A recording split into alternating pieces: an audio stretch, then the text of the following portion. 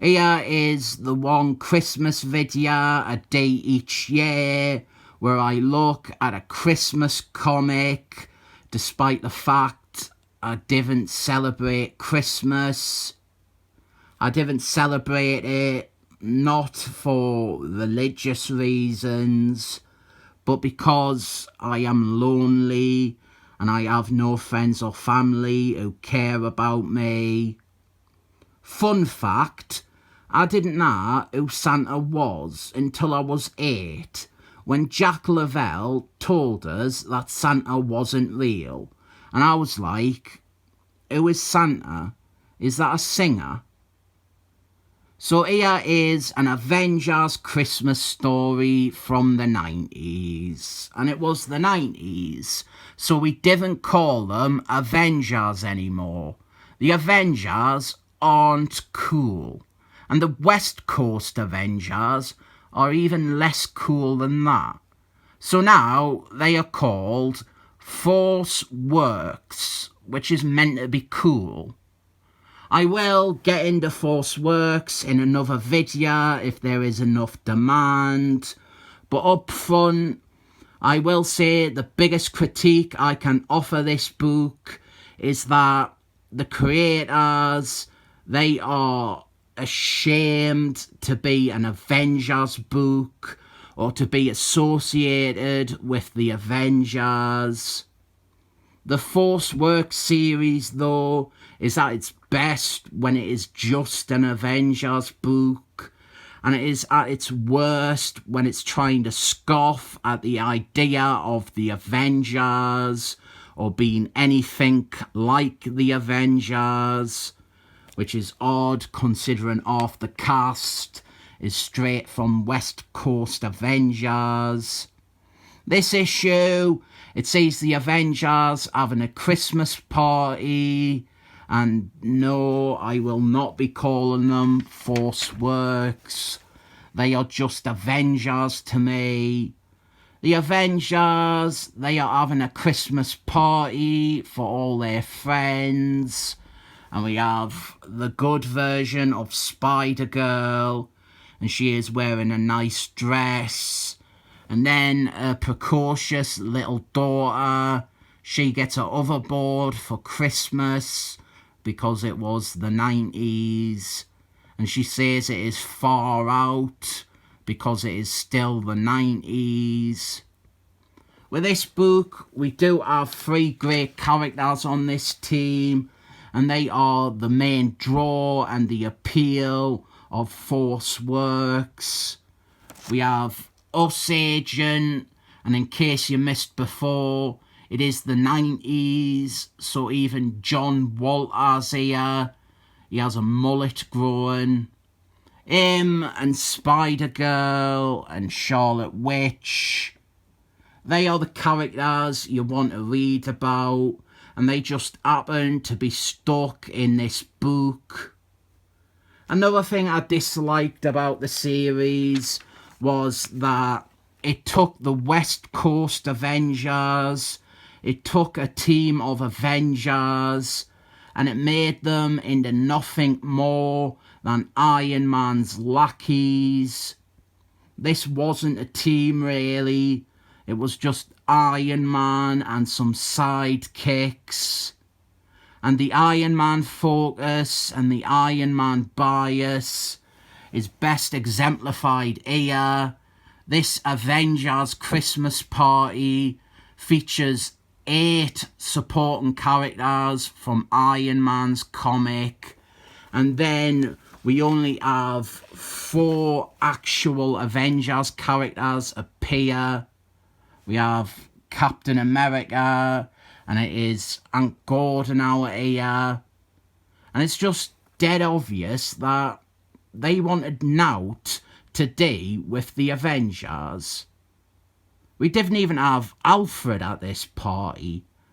Alfred, it was meant to be Iron Man's childhood butler. He didn't get invited. That's how reluctant they are to accept that this book, Force Works, is linked to the Avengers. part of the problem is that this and West Coast Avengers beforehand, they were being edited by the Iron Man editor, and he hated that he was editing West Coast Avengers in the first place. I won't say his name because I have nothing positive to say about him, but also I can't be arsed giving him the time of day to come up with some stupid, wrong way to say his name. He is a crap editor. He is one of the worst Marvel editors pre-Tom Beevort. His comics were filled with mistakes, and he had this resentment for the Avengers. He thought the West Coast Avengers were lame, but he still edited their comic.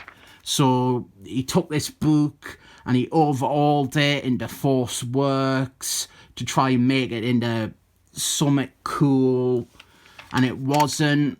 But this is the same Iron Man editor who thought that it was a good idea to do the cross-dressing story and have Iron Man be replaced with a teenage version. So Captain America, he is one of them Avengers characters who do guest star, and this is during the brief phase at the end of Marky Mark's run where Captain America wore a battle vest with pouches and shoulder pads. We get some nice stuff here with him and u.s.agent, and look, they are not fighting each other, and u.s.agent, he isn't saying how he is a better Captain America, because that was never their dynamic. After John Walters's first appearances, that was never their dynamic. We also have Ant Gordon, who, didn't forget, this is the 90s, so he has an even more impressive mullet going on than John Walters. The other Avenger that they bothered to invite to this party is Flamin' Lightning. Flamin' Lightning, he was on the West Coast Avengers before they rebranded it. It is nice to see him again. He was an underrated character, but he really stands out as a bit out of place.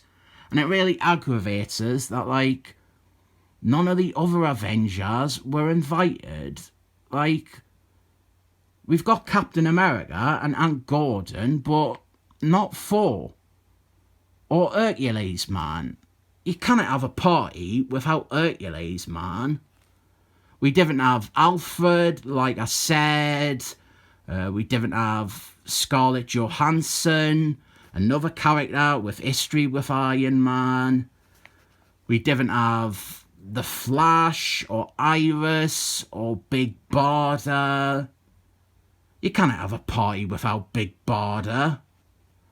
The truth is, even in this issue, they are that embarrassed to be an Avengers book or have history as an Avengers book.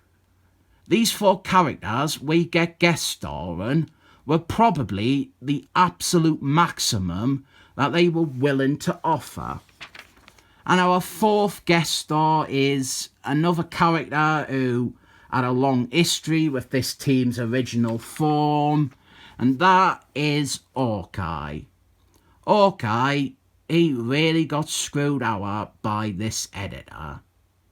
This editor, he forced Roger Thomas to kill off Hawkeye's wife to make Hawkeye more dark and gritty. Where is Gail Simon banging on about the fridges for this one? Oh, she's not, because she cannot gain anything from it. And then obviously Hawkeye, he was just ignored for this revamp of the team. He was dumped because he wears a bright, colourful costume, probably. But we do some nice stuff with him in this, and his relationship with u.s.agent, which is quite well done. They started off as bitter rivals. They were always fighting and feuding.